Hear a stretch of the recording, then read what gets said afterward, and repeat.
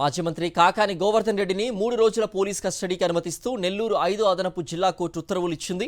ఇవాల్టి నుంచి ఈ నెల 8 వరకు కాకాని తరఫు న్యాయవాది ఉమామహేశ్వరరెడ్డి సమక్షంలో విచారణ జరపాలని సూచించింది.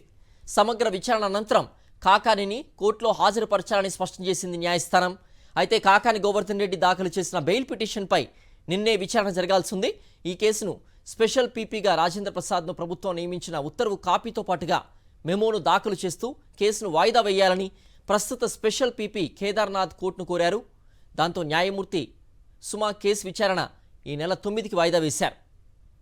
మాజీ మంత్రి కాకాని గోవర్ధన్ రెడ్డిని 3 రోజుల పోలీస్ కస్టడీకి అనుమతిస్తూ నెల్లూరు 5 అదనపు జిల్లా కోర్టు ఉత్తర్వులు ఇచ్చింది. ఇవాల్టి నుంచి ఈ నెల 8 వరకు కాకాని తరఫు న్యాయవాది ఉమామహేశ్వరరెడ్డి సమక్షంలో విచారణ జరపాలని సూచించింది. సమగ్ర విచారణ అనంతరం కాకానిని కోర్టులో హాజరుపరచాలని స్పష్టం చేసింది న్యాయస్థానం. అయితే కాకాని గోవర్ధన్ రెడ్డి దాఖలు చేసిన బెయిల్ పిటిషన్పై నిన్నే విచారణ జరగాల్సింది. ఈ కేసును స్పెషల్ పీపీగా రాజేంద్ర ప్రసాద్ను ప్రభుత్వం నియమించిన ఉత్తర్వు కాపీతో పాటుగా మెమోను దాఖలు చేస్తూ కేసును వాయిదా వేయాలని ప్రస్తుత స్పెషల్ పీపీ కేదార్నాథ్ కోర్టును కోరారు. దాంతో న్యాయమూర్తి సుమా కేసు విచారణ ఈ నెల 9కి వాయిదా వేశారు.